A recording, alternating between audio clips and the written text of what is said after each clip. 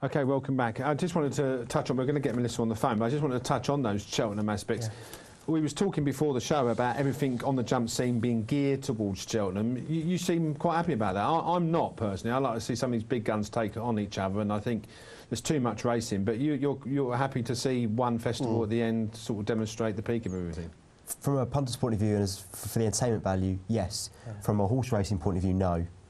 I think there's so much that people miss with the opportunity. The Kempton Festival at Christmas, I think, is brilliant. So many miss it because they want to keep their horses fresh. There's so many good races that get such small fields. Grade 1 chases and headers on a Saturday that don't get the runners because they're saving them for the festival. I mean, for me, you know, I would hate for them all to meet each other because we'd never get any odds about it. We'd get no value because you know where everyone stands. The great thing for me is to go through all the collateral form lines and say, now, he must be that far behind that. But at the same time, if they run against each other, you know, don't you? It takes it all away. You get a trainer of hint of mint and goes, right, we're going to take them all on. And that's the way you're still judging the form lines on someone like Hint and Mint going against Faheen and the new one, aren't you? Yeah, but the bookies won't take it literally. That's the difference. If you have two major ones against each other, you're going to have restricted odds. So I prefer it that way, that I can go in and look through form and try and find value. I'm sure if they all took each other on, it'd be too easy for the bookmakers and we'd get no value. All right, well, I'm delighted to say we've got Melissa. Just before we get Melissa, what did you think about Rajani's Express chances today?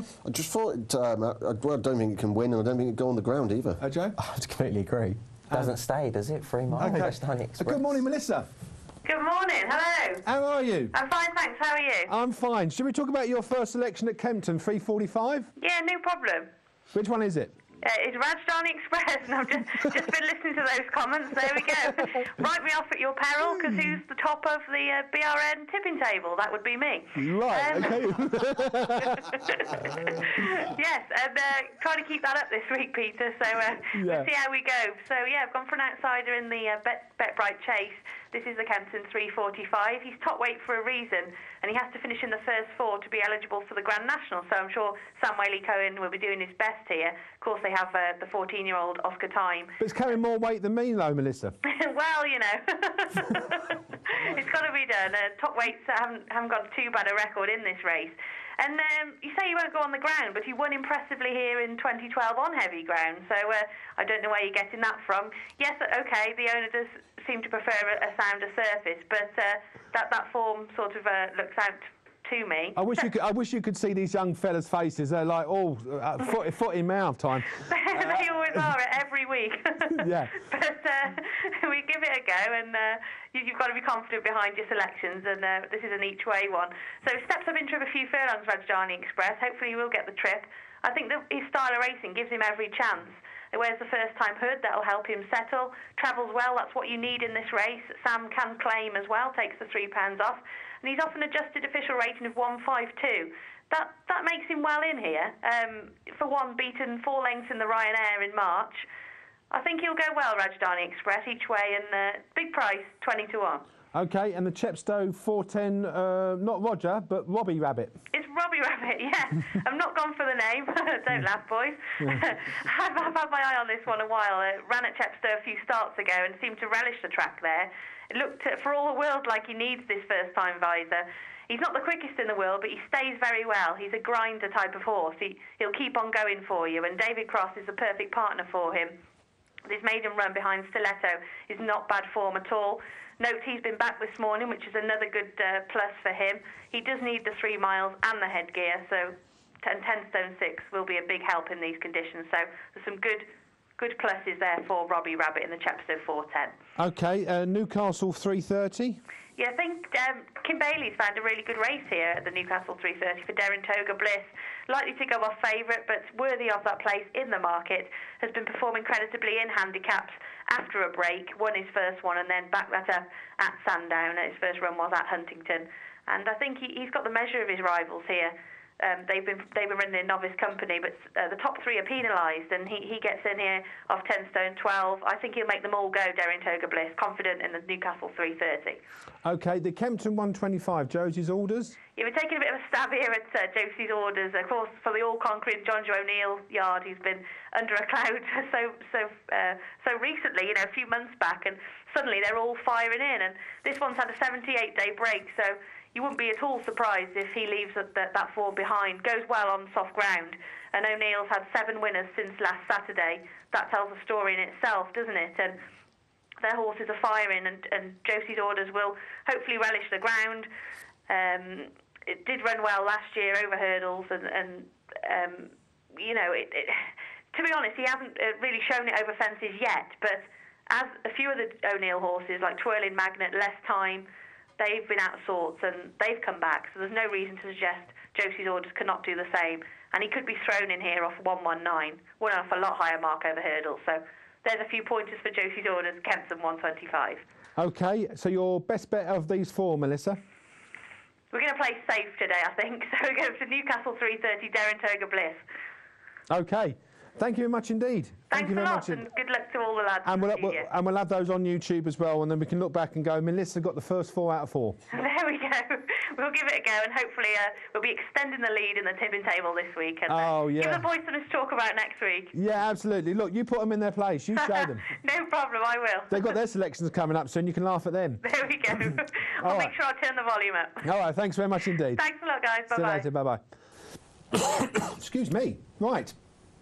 Happy with those selections, guys?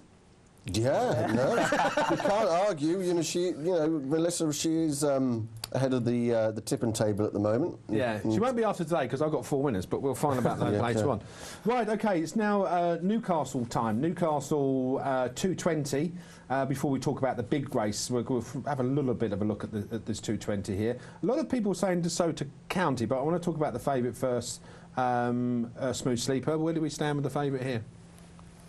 Yeah, it's been raised, enormously, really. Last time up £10 for a winning Class 3 company. This is a Class 2, 0 to 145, is up in trip today. Done nothing wrong, but the second horse, Mr. Gray, did OK for the form, but not so well the third horse, and I don't know, it is definitely a horse in this race I want to take on. I take him on as well. I don't think there's any value in that price. I mean, he is in seeking a hat-trick here. But like you say, he's come up. Was it £10 he's come up? £10, yeah. £10, and that's just a bit. You're asking a lot more here, aren't you? Yeah, it's very difficult, I suppose. Like you said, he's creep up the handicap, isn't he? But he's on a roll, and when horses are on a roll, they're hard to stop, aren't they? Yeah, and another horse on the row is Tio Vivo. Not out of the place in the last, four runs, 1-2, 1-2. Yeah, another horse that started off winning in Class 5 company, then went on to win in Class 4, but it's up again in class here, and it's one again I want to take on. Yeah, it's gone up another £1. It was given an £11 rise for its previous one, so it's £12 off its previous win. That's a big ask. And what about the course and distance winner here, Dark June? Any thoughts on that? Dark June, I just think it's handicap really out of it. I mean, the last 3 starts he's been placed, but I think that's just showing you that handicap has just slightly got a grip of that horse. And that's the problem, isn't it? When you look at these handicap marks, it's all right when a horse wins. It's when they keep getting placed and they can't win, and then the handicapper raise them up a couple, and they're not winning, but they're placing, get a bit of place money, and it makes it even hard. I know this race is not a particularly good race in my view. That's why we're whittling through it. I do remember back in Fisher last year when it came second led from the front and led on one first time out as well. I mean, Fisher, and capable jockey Dean Pratt takes off 7. Sure. Any argument with Fisher? Well, I mean, it was a very good race he ran in last time on soft ground, which was over 2 miles. It's got to carry top weight. I do think he's overpriced. He's not going to be my selection, but he's overpriced. I've got him rated 155 on his very best of 140, but I do think he is vulnerable to a better handicapped horse, which I'll come on to in a minute. OK, what is the bet? Go on then. Yeah, DeSoto County, really, really sweet on this today. This is well handicapped. On his best form's got at least £20 in front of the handicapper. Disappointed, admittedly, when Donald McCain's yard would bang out of the form in December over 2.5 miles. Forget that run. Go back to his other runs. When he ran at Bangor over 2 mile 1, look who beat him there. He only got receipt of £1, Irish Cavalier. If you go through that form, that horse himself is rated around the 140 mark. And in that race there, Chebsbury Blur was 20 lengths back in third. He's got an official handicap and mark of 117. This Donald McCain horse is running off 120. This, if you can just forgive that last run, this looks like a stone bonking certainty. Well, I think it's a good point. I mean, let's not remember. Got to remember, Donald McCain's yards have been in and out, and this is the kind of horse just to say the reason Jason Maguire is not riding the horse because he can't do the weight. No other reason. I think he's very well handicapped, but I'd go with Fisher. Again, same with the DeSoto County. You forget that last run. Fisher's got some good form. Top weight is a worry, but as you say, take off £7. Is it £7 we're taking off here? Yeah, see, Newcastle's quite a stiff too. You know, when you always look at the turn and think, oh, it's a long, stiff run. Long straight, yeah. But you know, I got a feeling it could definitely going to lead this race, I would have thought. Yeah, I wonder if it'd be hard to peg back.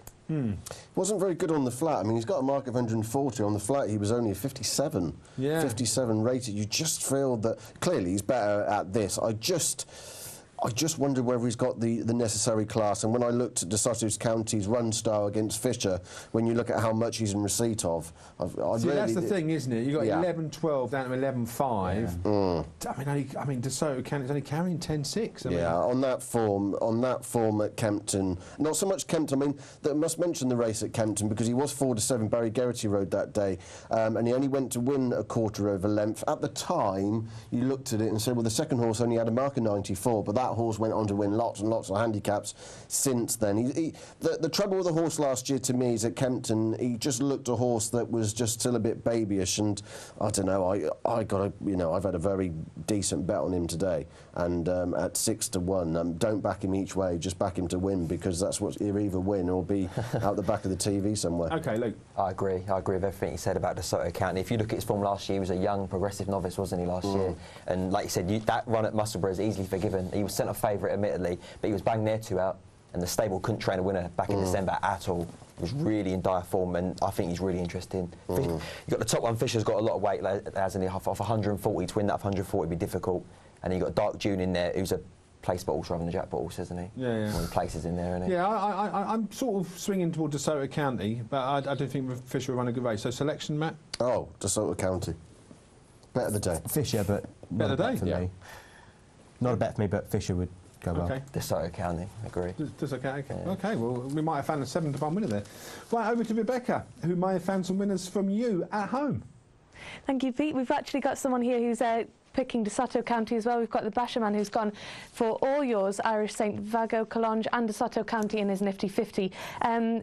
All you need to do to win £50 is name 4 correct winners from any Channel 4 race today. No odds on favourites though, and if you want to win £30, just pick the winner from the 2.55 at Newcastle and the 3.45 at Kempton.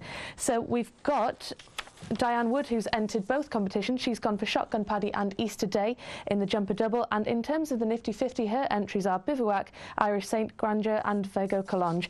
Bill, whose second name I can't actually pronounce, he's gone for Shotgun Paddy and Chartres in the jumper double, and in the nifty 50, Grandeur, Irish Saint, Balland Barrack and Vago Collonge. So tweet us at Bet Racing Nation for your chance to win that money. Okay, thank you very much. And I've just noticed it's Bill Smith, by the way. It's not.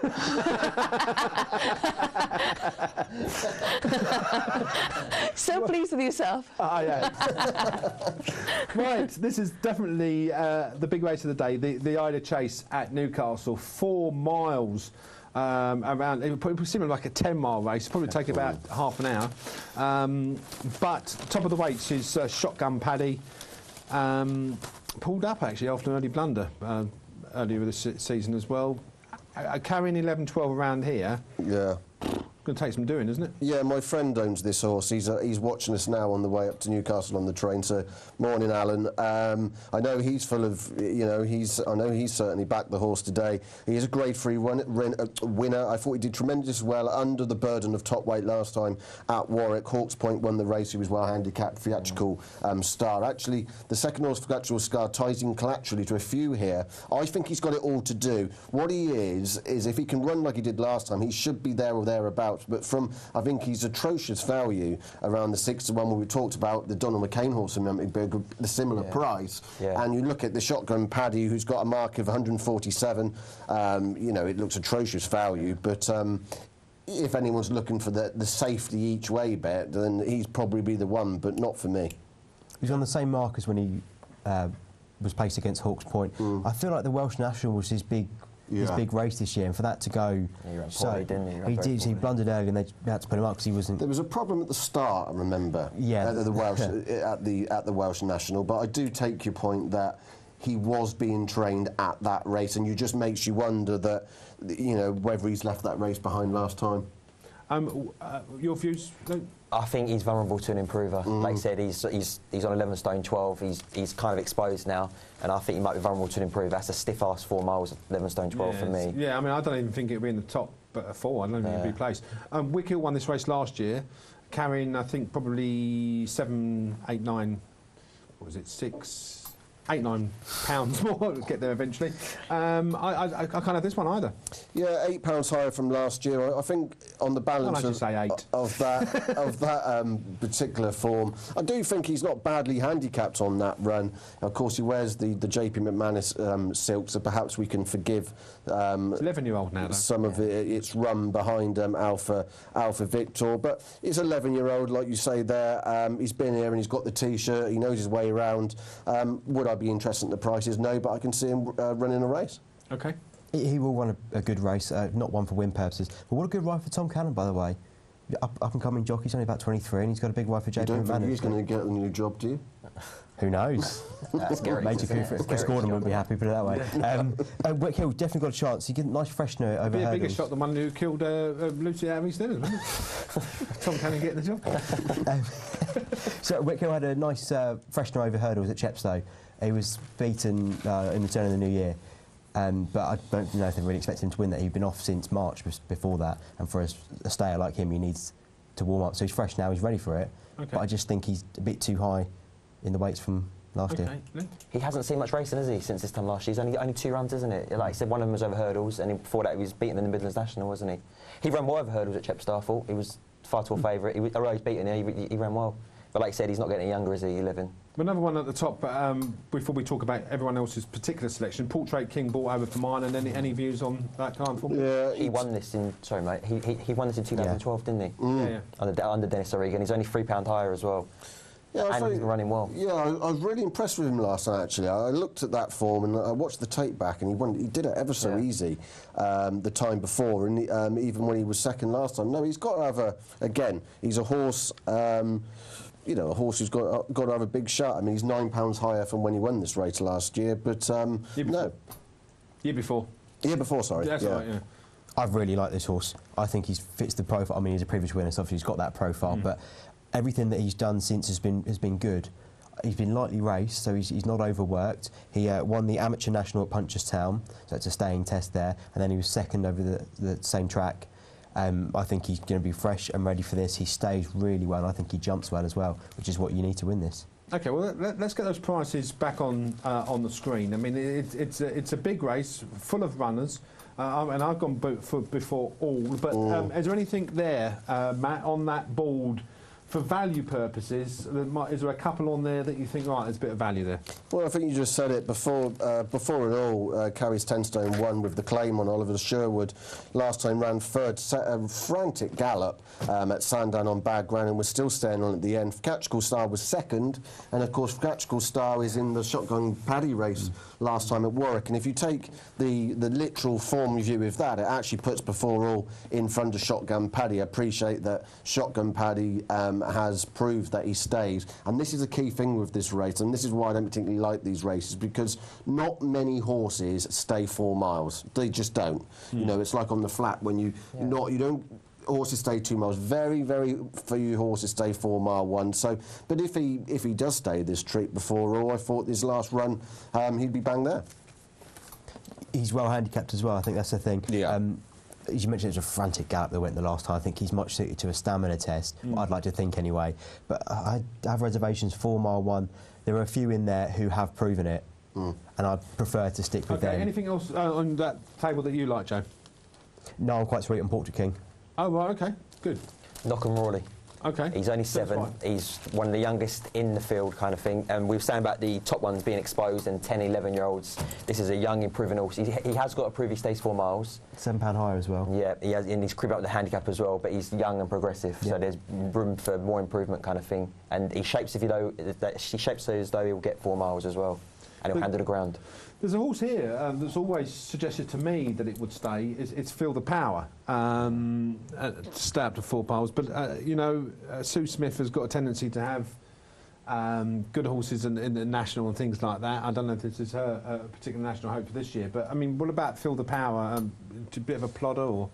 Just on the you need a balance. plotter to win a race like this, is what I mean. Well, you do. I just wonder whether it has the necessary class for this sort of race, and is his form, on balance of his form going into it, he deserves to be that price. Right, okay. I agree, he does deserve to be that price. I think his jumping's a bit suspect. He probably does stay, so Sue Smith does well with these types, but I think he needs to sharpen his jumping to get around here. Yeah, he needs more, doesn't he? I'd imagine. But then he's priced up accordingly, isn't he? So. I was going to say, I never understand why people bet on these races. But they do. I mean, we must mention Alpha Victor must have a real.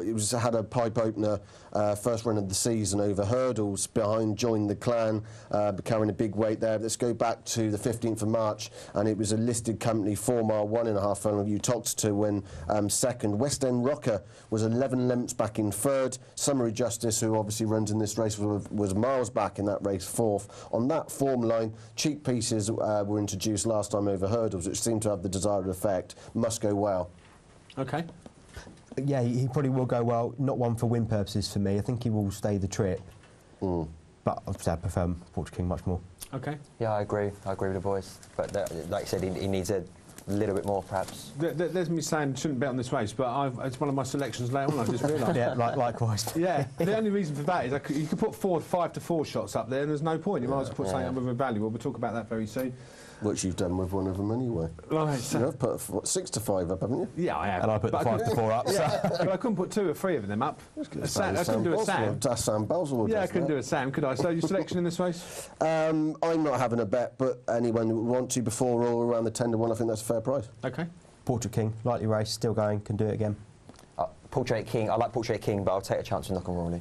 Okay, right. Okay, let's get over to Rebecca. We're looking for those 4 winners on the Channel 4 races. We're looking for the jumper double.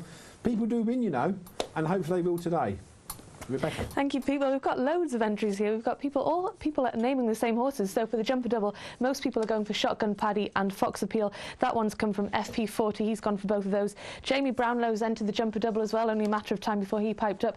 He's gone for Knock on Rawley at Newcastle, and in Kempton he's gone for Fox Appeal as well. We've got Georgie, who's entered both the jumper double and the Nifty 50. She's gone for Go Far at Lingfield, Beltor at Kempton, Portrait King at Newcastle, and Larev at Kempton, and she's also entered the jumper double. In terms of other entries for that, we've got Toon Cookie, who's actually entered twice. You're not allowed to do that, I'm afraid. He went for Quito de Trésor, Bivouac, Irish Saint and Easter Day, and then seemed to change his mind and went for Cider Grugy, Irish Saint, Easter Day and Tio Vivo. So if you want to win money, all you have to do is name the winners from the 3.45 at Kempton and the 2.55 at Newcastle to win £30. And if you want to win 50, just name 4 winners from any Channel 4 race today, but no odds on favourites. People from the Toon, not surprisingly, tried to enter a competition twice. Right, okay. It's now selection time, so we've been whittering on for almost 90 minutes, and this is where we try to make use of money at home, and hopefully Matt can do that. Matt, you need to get on the scoreboard, mate. I am. I'm second in the table. Yeah, okay. Let's have a look at Matt's selections. Here you go, Matt. Okay, just the 3 selections for me, starting at Kempton in the 2 o'clock. This juvenile race, which is Grade 2 in nature. I've gone for Baltor here, who's around the 3 to 1 mark. I just thought to take on the Nicky Henderson horse, really. I think it only come out of a Ludlow race, but I think we'll find that is one of the best juvenile races around there. The form's worked out really well. 20 minutes later at Newcastle in the Betfred Still Treble Odds on Lucky 15 handicap hurdle. DeSoto County, very much for me, and not just a value selection, but the bet of the day. Forgive its last run when the yard were under a cloud. I think this horse is seriously well handicapped, and when I mean that, I mean could have up to £20 in front of the handicapper. Can see that definitely going well and will win today. And finally, Kempton in the 3.45, the Betfair Chase, Tenor Nivernais. He's got to find a couple of pounds with Fox Appeal, but I think that will come for this step up in trips. Gone well before at Kempton, got into a lovely rhythm, and let's face it, trainer Venetia Williams is not, she's hardly a version of a Saturday winner, is she? No, and she likes it in the mud, apparently. Does she? Right, Joe. Yes, I've got 4 selections today. They are, first of all, in the Dovecote Novices Hurdle, Days of Heaven, the Nicky Henderson horse here, I think can go really well and beat Vargo Collonge, who we've agreed is a bridle horse. Next up in the Bet Bright Chase. the following race at Kempton, we've got Ballinvarreg. I'm going to take on Value Racers selection here. I think Ballinvarreg is much better handicapped. I think the run over 2 mile 4 last time was far too short. 3 miles back at Kempton, course and distance winner, can go well here. Then in the big one, the Betfred Eider, Portrait King. I have a bit of a thing for a horse out of Portrait Gallery. Portrait King's one of those, and he can go really well here. Previous winner, still handicapped really, really well. Still in the form of his life, going really well. And finally, in the big race from Lingfield, or one of the big races, I've gone for Intransigent in the Cleve Stakes. He won the Rose of the Moon Stakes before on his penultimate course and distance start, which is often a good trial for this race. He does have to carry top weight and has a wide draw, but I think David Probert can steer him around that today. So those are my 4 for the day.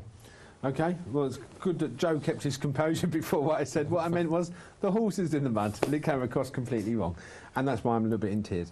Right. Yeah, 4 selections. Your selections. I forgot the name for a minute. I was so put off by that loop.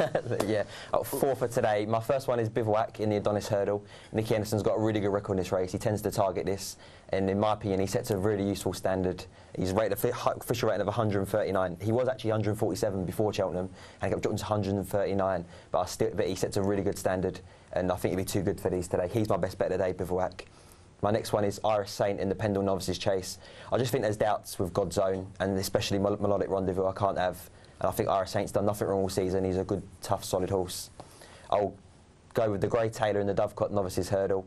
I think there's doubts about the front 2 in the betting. I think they're both quirky, and this horse might expose him. The Grey Tailor, he's a bold front runner. He is going to get the run in the race, and I can see him running really well at 6-1.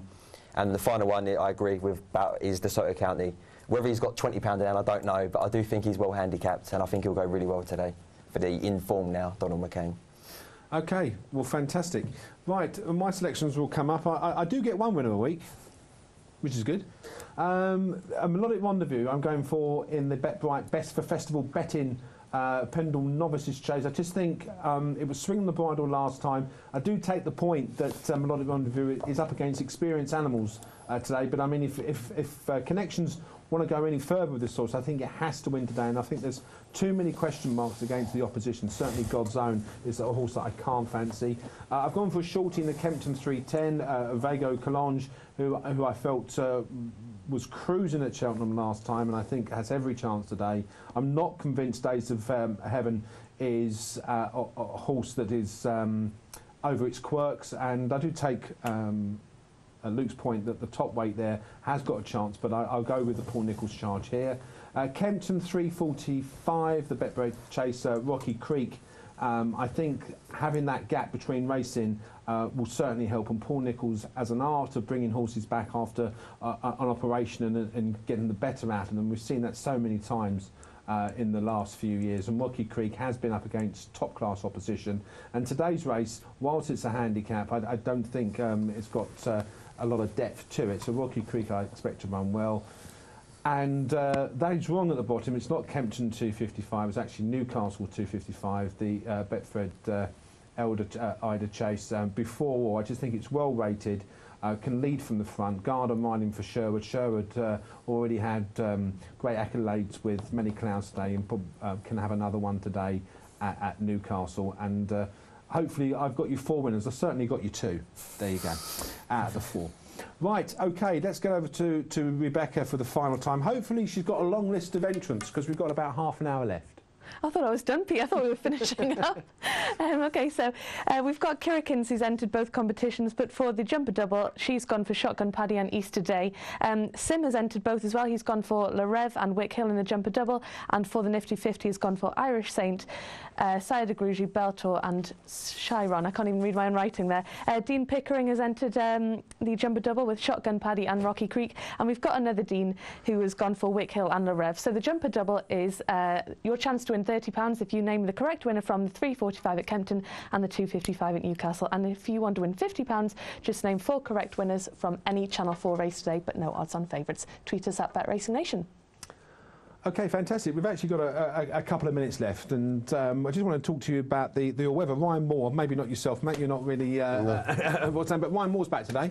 riding at Lingfield. Is it the start of the flat season yet, or we It's coming, isn't it? I mean, it's coming. It's not long at all. Doncaster's, 29th of March? Yeah. But it's the start of the big drive towards all weather championships. I mean, there's fast track qualifier today. There's the Derby trial, the winter Derby trial. Do you trial. think that fast track qualifiers are going to work? Personally, for me, no, I don't really like them, because you're never going to stop the horses going to Dubai, because that was the aim, wasn't it, to try and stop the horses going to Dubai and get them competing over here. You're never going to stop that. I mean, don't get me wrong. I think come the Good Friday, I think the Good Friday will increase in popularity, and it's done so well the first year. And it will be very competitive racing just by the nature of the money put behind it. But all these fast track qualifiers to say, oh, well, your horse is going to go there. As you said, connections are going, well, my horses are handicapped well enough to go out in Dubai. Exactly, and then win like. And also, and also with anything that's new, that you're going to, what we mean is like Easter, there's no proof yet. Let's wait to see in 2 years' time when the novelty wears off whether people still go, because when things are new, people go, don't you? Yeah. Once the novelty wears off, I think we just got to wait a little bit longer to see whether it works. I mean, I think that there's no getting away from. I mean, even though I like to have a day off on a Sunday. And try and leave racing alone, but I think there is more to say to have better racing on a Sunday, because you're getting people through. Well, Ireland do it very well. Ireland do a fantastic job, especially in these January, February months. You have races like the Irish Arkle and the Irish Champion Hurdle on a Sunday. Well, I think it's a little bit like the cricket authorities. The racing authorities are so far behind the times. It is unreal. They're living in the 60s, 70s, and I'll say it publicly. Some days you'll see in the summer you'll have 4 or 5 top quality flat meetings on the one day, and you've got nothing on the Sunday. You've got 1 meet at Brighton on a Sunday. It's ridiculous. It's absolutely ridiculous, and people, can be educated, and people can go. It might not take off straight away, but if you have top quality racing on Sunday, then you'll have families going. You'll have bigger groups of people going, because it's a day out, nice sunshine. I mean, the amount of people that go to other racing events like Point to Points on a Sunday. Is amazing, and that's in the cold winter. In the summer, I found it outstanding. But they won't change it for a while. And as you said, in some Saturdays they have 4 big major meetings. But anyway, what can I do? There's only Bet Racing Nation after all. But if you are listening, do something about Sunday racing, because people enjoy it. Anyway, Rebecca, thank you very much indeed for your Twitters. In Twitter Corner. Thank you very much indeed, Luke. Thank you, Matt. We enjoyed it. You're really great. Yeah. Joe, thank you too. You're welcome. And Matt, as usual, thank you very much indeed. Thank you. It's nice to meet you both. Yeah. Okay. Before Matt, but don't mind. Where we have him back again is anyone's guess. Thanks very much indeed. We're back on Tuesday. What with? And got time to say bye-bye.